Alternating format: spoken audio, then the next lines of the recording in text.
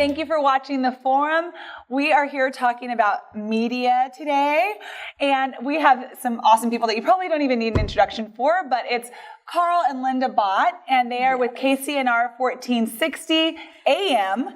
And they are the owners and hosts of the show. And by the way, speaking of hosts, I did not introduce us. So as you know, Christy Largent, Ashley Tate are your hosts for the forum today. So I'm so excited to have you guys on. Yeah, we're very excited. We've been talking before the camera started rolling because they're like celebrities, right? Yes. In the North State, they are the definition of celebrities, right? So let's start at the beginning. How did you become Carl and Linda Bott? Yes. Well, that's a great place to start. I was on leave from Iraq. I was at an award show in Beverly Hills. Which award show? It was called the Golden Boot Awards. It's kind of like the Academy Awards for Western actors, directors, producers, stuntmen. And I'd always been interested in it. And it was my last day of being back in country in United States, because literally the next morning I was going back to Iraq, back to Fallujah. As a Marine. As a Marine, yes. I was stationed over in Fallujah and worked there in Ramadi in Al Anbar province.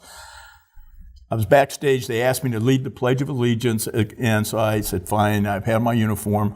I went backstage.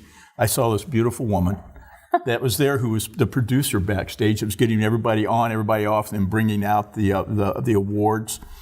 And I had a digital camera with me that I was getting my picture taken. I was Clint Eastwood, Morgan Freeman. I mean, all these people had a picture of us too. Mm-hmm.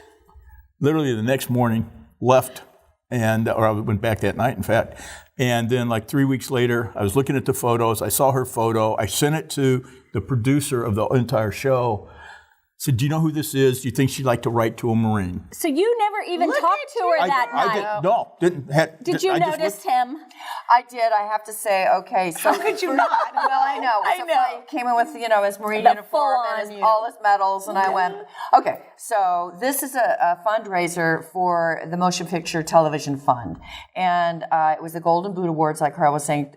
That's every year. It was every year at the Beverly Hilton Hotel, and I had worked along with the director and a girlfriend of mine who used to be the public relations person for Universal Studios. So they asked me, it's volunteer, and I got to the point where I would bring the stars on stage and be able to not be so starstruck that I was able to stand there with Clint Eastwood and, like you said, some of the great stars. And that was the 25th year to celebrate a Life Achievement Award to Clint Eastwood. Oh, okay. So back in the CamCom, I get this thing about, the director's bringing on some Marine who's going to get up and say the Pledge of Allegiance. Would you just, it's not in the script, but you bring him up. So he bounces up the backstage, and I go, blah, blah, blah, blah.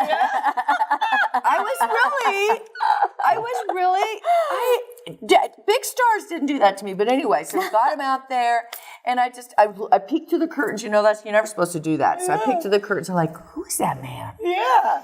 And that was it. We corresponded for 6 months. Yeah, we wrote for 6 months. Were you 6 or 7 emails months. or letters? Emails and letters. In the day emails and letters. Oh, both. Yeah. Now, and so everybody, you both were like single, ready to mingle, all of that, because you guys are a beautiful couple together. I mean, I think everybody can understand how you see each other and you're both like, ooh. Here. Yeah. Okay, so then fast forward. So then you guys... I got back from Iraq. Linda said, Reading's really a great place. I didn't know anything about Reading, really.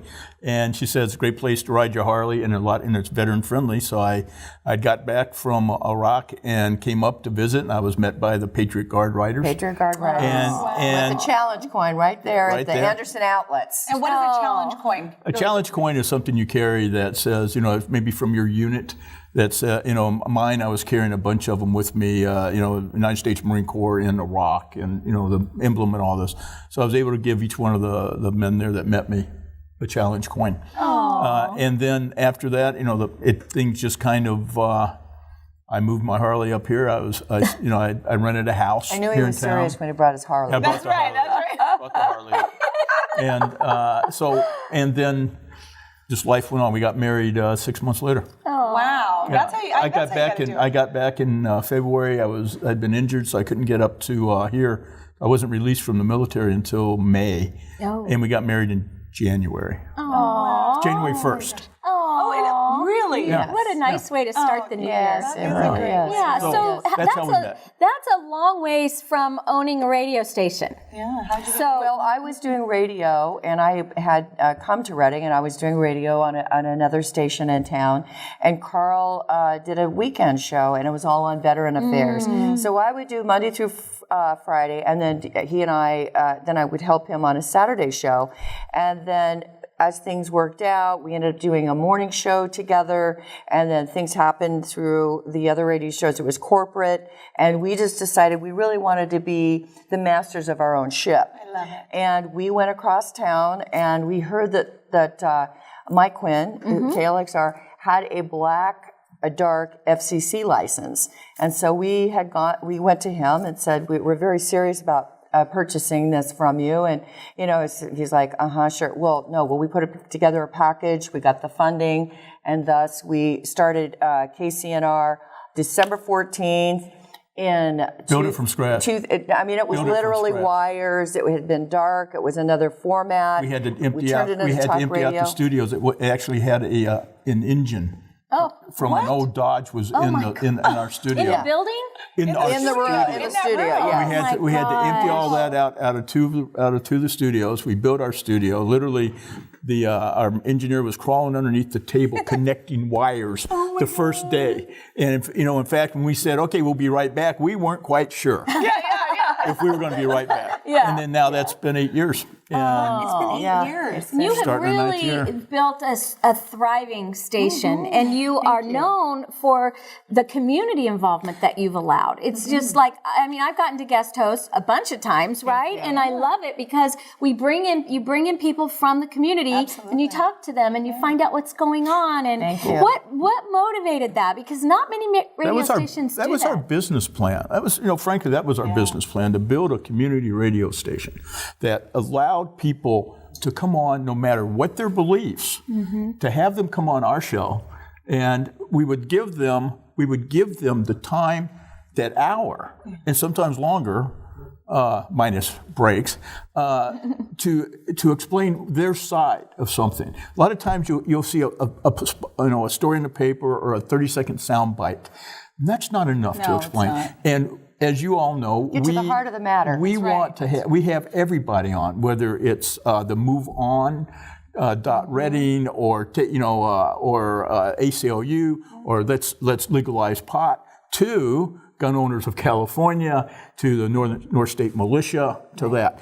And we try to do is we treat everybody as we would a guest in our home. And you do. I will attest to that because I've been there, and it's a lot of fun. It's very relaxing to be on the show. And it starts out fun, and we're talking beforehand in the middle of the breaks and going into it. And you guys are very respectful. My family's been on there. You guys have had a lot of political people on there. Every season, you make a point of bringing in all the people who are running for office. Everybody that's running. And everybody who's running gets a chance to come in and give their point of view, and the listeners know. Yeah, right. You have all sides. And they all get 1 hour, and we try to treat everybody fairly. They all know, anybody who's running for supervisor or city council, that you call us, we will give you your hour, and that is yours. At a minimum. Yeah. And some of them are on several times. Well, we try to do that, especially when you have contentious things, and we're like Proposition D. We have both sides on several times. The part about building the Sheridan, several groups. The part when they were trying to build out in Churn Creek. And frankly, Linda and I could argue either side because we had them on enough that, okay, when you say this, but really, this is happening, because we'd heard both sides. But the nice thing too about you going onto your show and listening to your show is that you're a pretty hard hitter. You ask the questions that the community wants to know, and there is we're not going to ask that question. You're respectful, but you do ask. And after you ask Carl's the third time. Yeah, that's why I keep pointing to Carl. I'm like, Carl, you ask. I want everything to be pretty. Yes.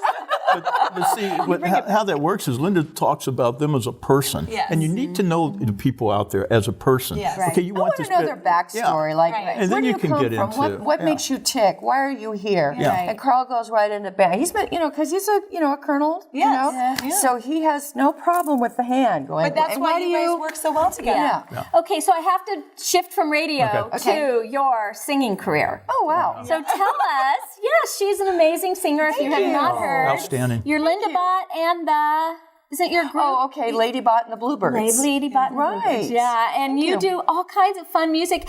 We only have 2 minutes, so tell us, how did you get into being a professional singer like that? I started at 15, and I just knew what I was going to do. That was it. There was no plan B. Just I was going to do music. So I started singing and doing all kinds of theater and acting, and I was in Sacramento doing all of that, everything that could do with show business. And then I moved to LA at 19, The big spot. So I went on several auditions, and I went to an open call, got a part as one of the Dean Martin Gold Diggers. I was with him for 8 years. Wow. Did you guys travel, or were you just in Vegas? No, we were all over the world, and we also headlined ourselves. Wow. And through that, then I left the group, and I headlined myself in Hong Kong and Africa. I'm on my 4th album. I just completed my 4th album. So I've dabbled in a lot of things, and I still enjoy performing live at fundraisers. She's fabulous, too. It's like in your blood, in your soul. If you love to cook, you have to cook. If you don't cook, you die. So if I don't sing, I'm going to die. And so I love the fact that I can be so good. creative. She's a nice girl. Where can we hear you though, Linda? Because where are you singing right now? I've been at Wind River. I just performed last night. Oh. And then I'm First Thursday of every month at Wind River in the overtime. And your website is? KCNR1460.com. We stream all of our shows. We do all the high school football. We're doing Simpson basketball this year. We do Colt 45s baseball. Good. All the stuff for our community. That's where we do it. 1460.com. You get all the information you need to know. Carl and Linda Bott, what a treat to have you guys on. We wanted you on so long. So I'm thank you. Such great positive energy. Yeah. I love what you're doing. Thank you so much for what you're doing for the community. It's our pleasure, and our viewers. We love our viewers. You guys, we have to take a quick break, and we'll be right back with the second half of our show.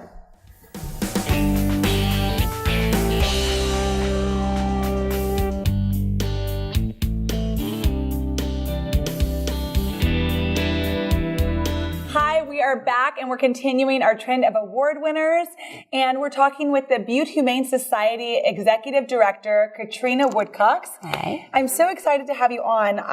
I'm actually very interested in what I said today. It said Butte Humane Society. Mm-hmm. So I want to make sure that I'm talking all about animals today.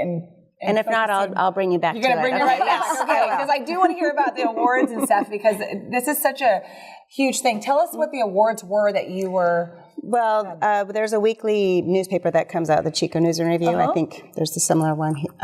There's a Chico News and Review, and every year they have a Best of Chico edition, and that's the opportunity for the community members to vote on a variety of different categories. Butte Humane Society has won for the past, 8 or 9 years, Best Charitable Cause and Best Place to Volunteer, and we're really, really proud of those awards.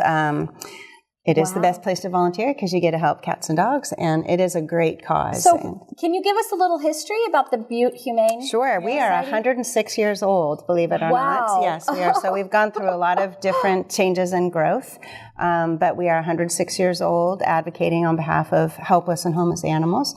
Of course, since it began, our services have changed, and we've broadened our scope a little bit, but we've been around for a long time, and we're planning on being around for a lot longer. Now, to get that lot longer piece, what are you doing to stay around and keep those awards coming? That's awesome. We have been so fortunate to be the recipients of donated land north of town. Mm-hmm. And so we've had 10 acres of land donated in North Chico. And we have been working the past few years on what that looks like, what our future might look like. We do know currently, because we're 106 years old and we've been in our location for the last 30 or 40 years, and we're really fractured in old buildings. We just want to get everything together on one piece of property under one roof, so we can take what we're currently doing on really limited resources and actually just so inefficient right now, and what we can do when it becomes efficient and an appropriate building. Okay. So we're on the beginnings of our capital campaign that will extend out for the next 18 months to 2 years. Got a lot of work to do and a lot of money to raise, but we've got plans for a 24,000 square foot building. And so we're really, really excited. Wow. So what kind of animals do you take in? Currently right now, because we work with the city of Chico, we're partners with the city of Chico, we're taking in cats and dogs, kittens and puppies. In our new facility, we'll be able to expand on that and then go into a bigger variety of animals because we know that there are other needs for homeless animals, rabbits, livestock and things of that nature.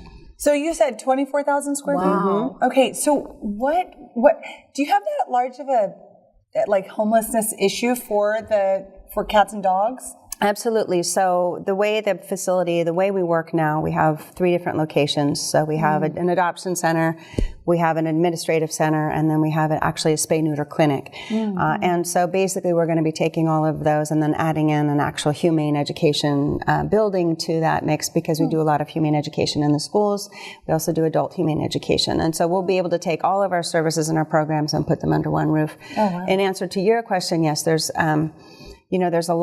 are a lot of different shelters and rescues throughout the North State, in Redding, in Oroville, in Chico, and all those areas. And a lot of them are very, very small and have limited capacity. So what our vision would be able to do is address not only the Chico area issues, but we can reach out to Redding, work with our partners in Redding and Oroville.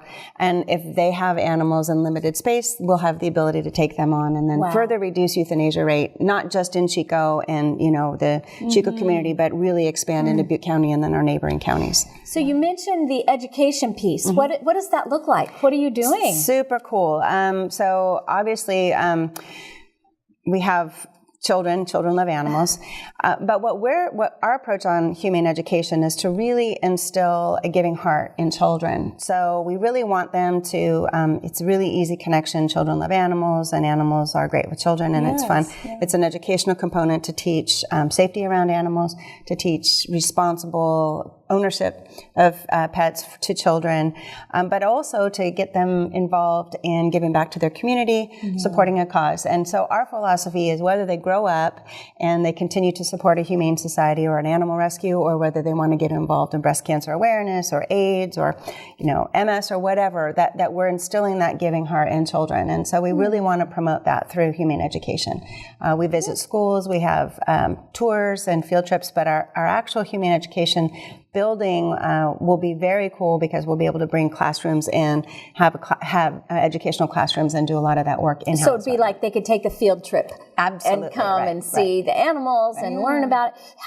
What are you doing? What element in your education is creating that giving heart? I mean, that's kind of fascinating to me. Just getting children to understand, or youth. We have a junior volunteer program as well that animals don't have a voice, and so all shelters, including our, city-funded shelters, require support of community members, whether that's going out and walking them, whether that's just coming into the cat room and sitting down and reading with kitty cats for an afternoon and socializing with them, whether that's holding a fundraiser. We have lots and lots of kids. It's really amazing. We'll have children walk in and they'll have had a birthday party on a Saturday. And instead of gifts, they've actually asked their friends to bring in donations and supplies to donate. So they'll come in with this carload full of, checks or dog food or kitty cat treats and toys. And so that's so inspiring to us because what we're seeing is that children really are becoming compassionate and, what kid doesn't like to get a gift? No, yeah, and it's really humbling to us as staff and volunteers to see children come in and the mom will say they just felt like they wanted to do that. So so we use those and also get children to understand that there is a need to fundraise for any cause because that's why nonprofits are able to continue the work that they do is because we have financial support. So we want to teach them that too. So you obviously can see that you're extremely passionate about what you do, as you should be. You're the executive director. So I just want to know, how did you end up here? That's a great story. I was the executive director of the Downtown Chico Business Association for 15 years. And all of my professional career, I've been involved in nonprofits. And I have my oldest daughter has autism. So I had started a really small nonprofit when she was quite young, and then graduated into the nonprofit world for the Downtown Association, and then thought that, well, I've done that enough, I need to go into the for-profit sector. And I did that for 2 years, and I really longed for working for a cause and working with a team of people that could push a cause forward and make a difference. And so I left the private sector and saw that they were looking for an executive director. They didn't hire me, but they liked me, so they hired me as their development director. And about 6 months later, they said, "I think we want you to be our executive director." So that's how I landed here. I've always been passionate for animals, but I've always loved animals, but I'd never really worked for any kind of animal rescue. So I feel like my strength in bringing some of my business background and my nonprofit management, and then I feel like a lot of it is paid education, but it's a very interesting and compelling industry. It goes far beyond just rescuing. There's a lot to it, Speaking of far beyond, what about the therapy? I hear you do some sort of animal. We do. We call it animal-assisted therapy. So we work with people that have either rescued animals or have animals that are interested in going out into the community. So we have a program where you might come in with your dog and you go through a screening, and passes the first screening, your dog, hits these certain markers, just simply meaning that they get along well with people and they're not nervous or skittish around people. And then they go through a training and they go through a certification process, and then we build teams and we go out to nursing homes, we go out to schools, we go out to special education or special ed type facilities or group homes where our human dog teams can go and provide, just love and cuddling and reassurance. And studies have shown that pet-assisted therapy, whether it's in the hospital or whether it's at a retirement home, it lowers blood pressure, it promotes wellness, it reduces anxiety, all of those things. So again, once we get into our new facility, we'll have the space and the means to be able to really expand that program. That's so neat. Yeah. So on that note, if you have, say I have a dog, or if someone has dogs and they're busy, is it someone else who takes your dog? It would be you. Okay, yeah, I guess that's because your dog's gonna respond know to and you. respond to you. Okay. Yeah. And if your dog's not very well trained, is it part of the training? Or does the dog have to kind of be well trained?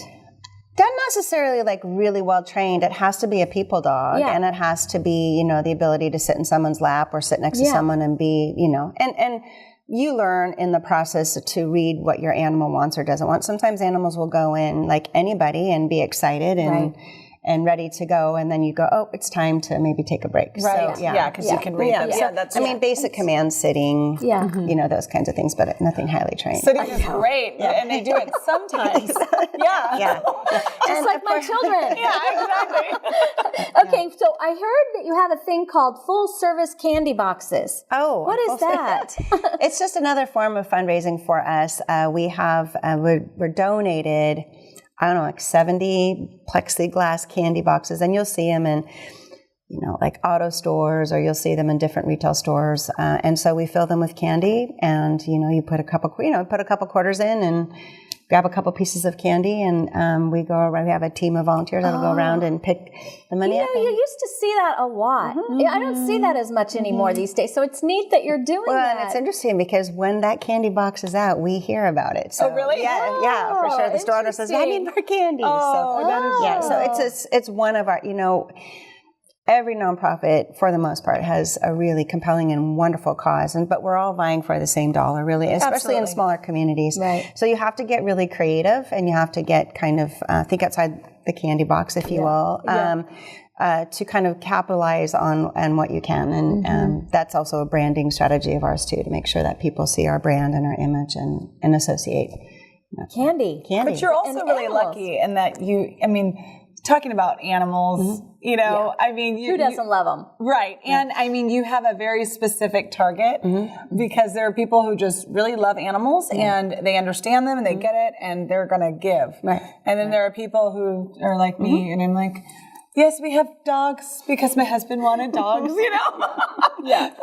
But we obviously, I think what you're doing with your capital campaign coming up and helping the entire North State essentially is a huge piece of bartering. Yes, and I think it's it's so interesting because your culture must be such a loving culture because you're winning these awards not only for what you're doing, but also providing the opportunity for people to be involved and engaged. How can they find out more if they'd say, gosh, I'd love to volunteer there? Well, the best way to go is to our website at buttehumane.org. buttehumane.org. Okay. And there's a whole series of opportunities, whether it's volunteering, donating, getting involved in events, or one of our programs. Okay. So lots of ways to get involved. Thank you so much for coming up here. Oh my goodness. Thank you. We've had such a fun day today, haven't we? People who are involved and engaged. And we want you to be that way too. So we hope we've inspired you today as you've joined us here on the forum. And we will look forward to seeing you again next week right back here.